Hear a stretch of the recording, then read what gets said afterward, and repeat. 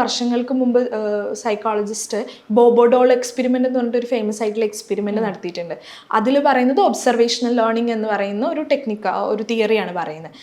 ശരിക്കും അതിൽ പറയുന്നത് എന്താണെന്ന് വെച്ചാൽ കുട്ടികൾക്കൊരു വീഡിയോ കാണിച്ചു കൊടുത്തു. അതായത് ഒരു കൂട്ടം കുട്ടികൾക്ക് ഒരു പാവേനെ വെച്ചിട്ട് അവർ എമ്പതി കാണിക്കുന്ന ഒരു വീഡിയോയും വേറൊരു കൂട്ടം കുട്ടികൾക്ക് ഈ പാവേനെ ആക്രമിക്കുന്ന വീഡിയോസാണ് കൊടുത്തത്. എന്നിട്ട് ഇതൊരു എക്സ്പെരിമെൻ്റിൻ്റെ ഭാഗമായിട്ട് നടന്നതാണ്. എന്നിട്ട് ഈ കുട്ടികളെ ആ വീഡിയോ കണ്ടതിന് ശേഷം എന്താ ചെയ്തതെന്ന് കുറച്ച് പാവ കൊടുത്തു അവർക്ക്.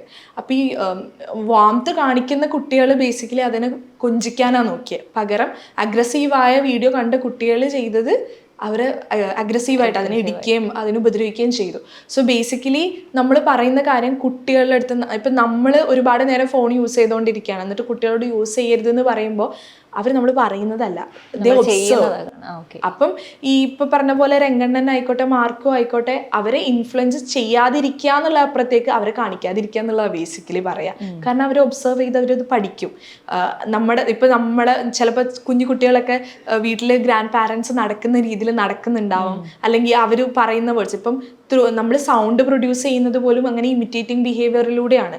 അപ്പം ഇങ്ങനെയുള്ള കാര്യങ്ങളെ ഇപ്പം ഇങ്ങനത്തെ വയലൻസ് സിനിമകൾ പൊതുവെ കുട്ടികളെ കാണിക്കാതിരിക്കുക, മാക്സിമം കാണിക്കാതിരിക്കുക എന്നുള്ളതാണ്. പിന്നെ അതിനൊരു ലിമിറ്റേഷൻ ഉണ്ട്. അപ്പോഴും അതിൻ്റെ കുറച്ചും കൂടെ വലിയത് ഇപ്പം മൂവീസ് പറയുന്നുണ്ട് അവർ ഇത്ര ഏജ് ആയിട്ടുള്ള കുട്ടികളെ കാണിക്കാൻ പാടുള്ളൂ. അപ്പം അത് ആക്ച്വലി അങ്ങനെയാണ് ചെയ്യാൻ പാടുള്ളൂ.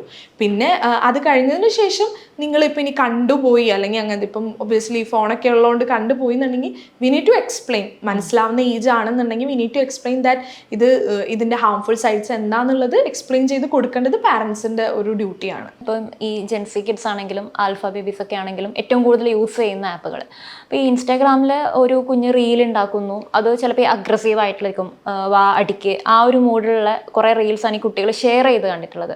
അപ്പോൾ ഇതിലൊക്കെ എനിക്ക് തോന്നിയൊരു സാധനം എന്താ വെച്ചാൽ കുട്ടികൾ പെട്ടെന്ന് അറ്റൻഷൻ സീക്കിങ്ങിന് വേണ്ടിയിട്ടാണ് ഈ സാധനങ്ങൾ ചെയ്യുന്നതെന്ന് തോന്നിയിട്ടുണ്ട്. അതിലെന്തെങ്കിലുമൊക്കെ ഒരു യാഥാർത്ഥ്യമുണ്ടോ? അതായത് ഇപ്പം മീഡിയാസിൽ തന്നെ നമ്മൾ സൈക്കോളജിസ്റ്റുകൾ നമ്മൾ സംസാരിക്കാറുണ്ടായിരുന്നു. അതായത് റീസെൻ്റ് ആയിട്ട് ഒരുപാട് ന്യൂസസ് ഭയങ്കരമായിട്ട് അതൊരു 1 day ഡിഫറൻസിലാണ് ഇഷ്യൂസ് വരുന്നത്. അതിൽ നമുക്ക് മനസ്സിലായിട്ടുള്ള കാര്യം എന്താണെന്ന് വെച്ചാൽ ഇതിനെ ഭയങ്കരമായിട്ട് ഗ്ലോറിഫൈ ചെയ്യുന്ന പോലെ അല്ലെങ്കിൽ ഇതെന്തോ സംഭവമാണ് എന്നുള്ള രീതിയിലാണ്.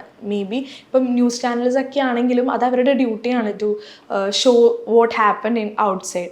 പക്ഷേ അത് കണ്ടുകൊണ്ടിരിക്കുന്ന കുട്ടികൾ പെർസീവ് ചെയ്യുന്നത് ഇപ്പം if they have any type of behavioural issues ഉള്ള കുട്ടികളാണെന്നുണ്ടെങ്കിൽ അവരെ സംബന്ധിച്ച് ആഹാ മൊമെൻ്റ് ആണ്. സോ അവരത് ഇമിറ്റേറ്റ് ചെയ്യാനും ഇതിങ്ങനെ നടന്ന് ഇങ്ങനെയാവും എന്ന് വിചാരിക്കാം. അത് മേ ബി അവരുടെ അൺകോൺഷ്യസ് മൈൻഡിലായിരിക്കും നടക്കുന്നുണ്ടാവുക. അങ്ങനെ ഒരു ഇതിനുള്ള ഞാൻ നേരത്തെ പറഞ്ഞ പോലെ അറ്റൻഷൻ സീക്കിങ് ബിഹേവിയർ ഒക്കെ വരാനുള്ള ചാൻസസ് അത് അങ്ങനെയുള്ള കുട്ടികൾക്ക് അത് ഇമിറ്റേറ്റ് ചെയ്യാനുള്ള ചാൻസസ് കൂടുതലാണ്.